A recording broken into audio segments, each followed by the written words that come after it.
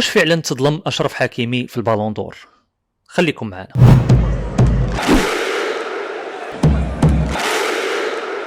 السلام عليكم الخوت، مرحبا بكم في فيديو جديد. واليوم ما غندخلش ديريكت في الموضوع حيت هذا الموضوع بالضبط خصو تمهيد. سير على الله.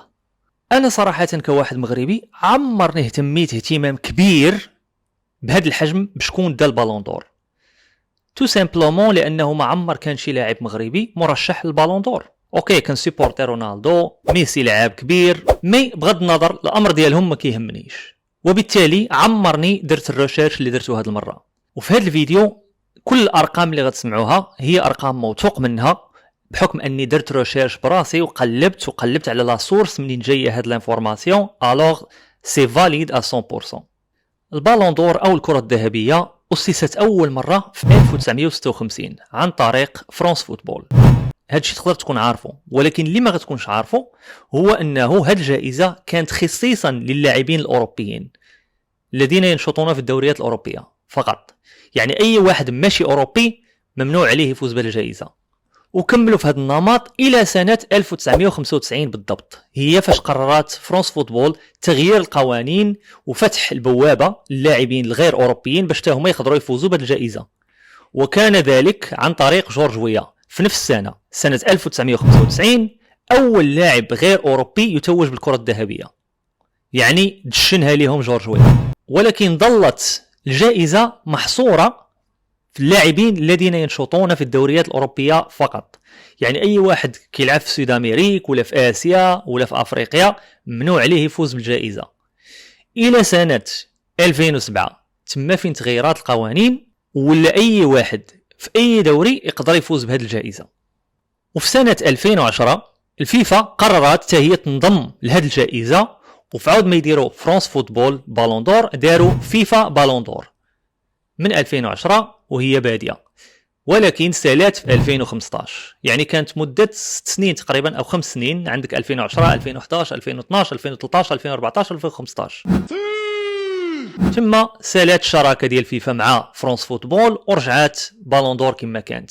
وهذه المعلومات اللي كنعطيها لك دابا هي اني بغيت نعرفك منين جاي هذا الشيء باش تعرفنا فين غاديين.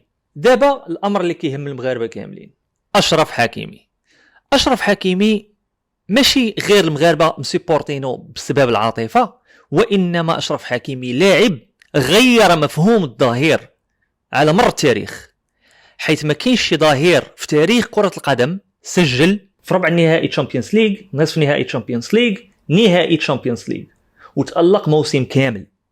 فلا يعقل ان اللاعب بحال هذا يجيب 6 بلاص او ما يقدر يكون 3. الوغ فاش حنا نشوفوا التصويت ويكون ديمبيلي الاول ويا لامين يامال الثاني ونوصلوا حتى اشرف حكيمي هو السادس، كتسائل.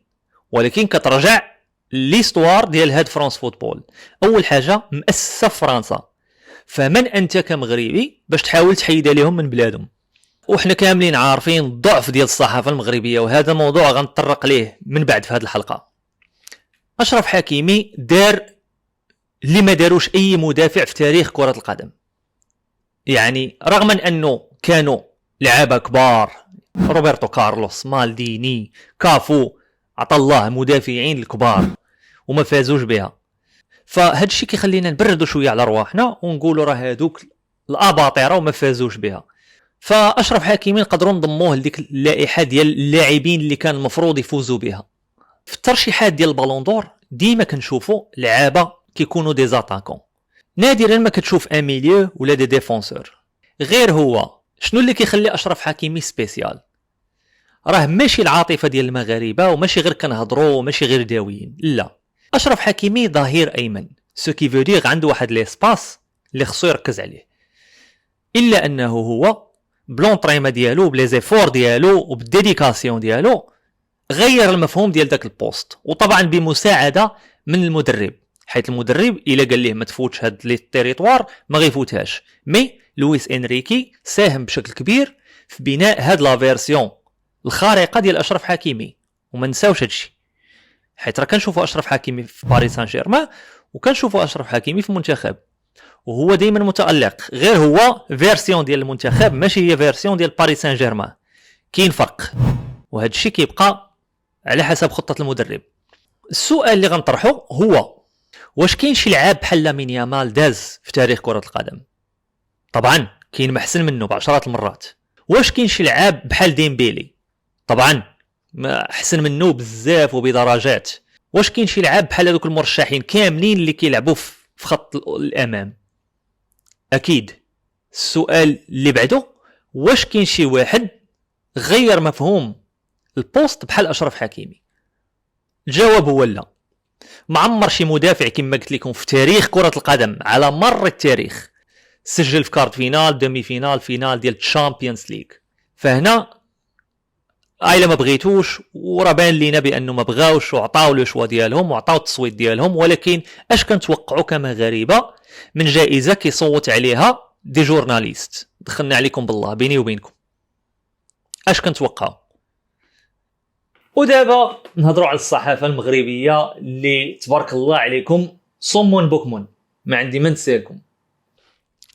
السي فوزي القجع خصو ضروري يهتم بالاعلام الرياضي، حيث الاعلام الرياضي عندنا ميت ما كاينش، منعدم، لا حملات لا استجوابات لا برامج والو.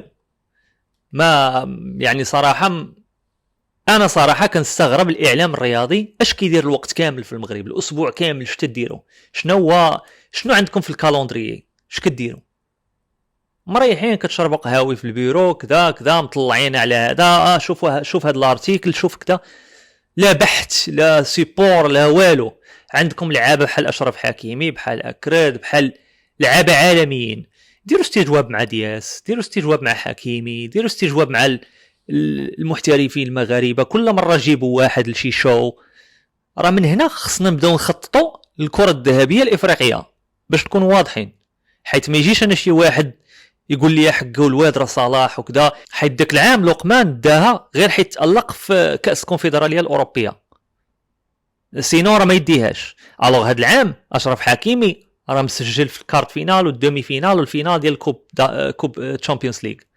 ما يجيش شي قمقوم يقول لي يا حقه الواد راه هذا تألق في ديك البطولة. أشرف حكيمي راه مألق من الأولمبيات، ضربها على مصر من الحج ومن تما ونون ستوب. والحاجه الواعره هي انه اشرف حكيمي في الماتشات الكبار كيتالق اكثر، يعني باش تالق ضد الارسنال، ضد ويست هام وضد الانتر وتماركي عليهم بثلاثه، اش خصو مازال يدير؟ فمن هذا المنبر الاعلام الرياضي المغربي خصو يبدا يدير حملات ممنهجه باش يسيبورتي اشرف حكيمي. الله يرحم بالوالدين، اللي كيعرف شي واحد في الاعلام يوصل ليه هذا الميساج انه الاعلام خصو يبدا يتحرك بمنهجيه باش نسيبورتيو اشرف حكيمي باش يدي البالون دور دافريك. ما داش العالميه يدي البالون دور دافريك، حيت الا ما هضرش الاعلام غنتبوق له عاوتاني في مراكش. المهم الخوت خليو لي الاراء ديالكم في لي كومونتير، واش اشرف حكيمي كان يستاهل البالون دور ديال فرنسا فوتبول؟ واشنو الراي ديالكم على الاعلام المغربي؟ واش نقدروا نديروا باش نسيبورتيو اشرف حكيمي باش يفوز بالبالون دور دافريك على الاقل؟ نراكم في الحلقه القادمه والسلام عليكم.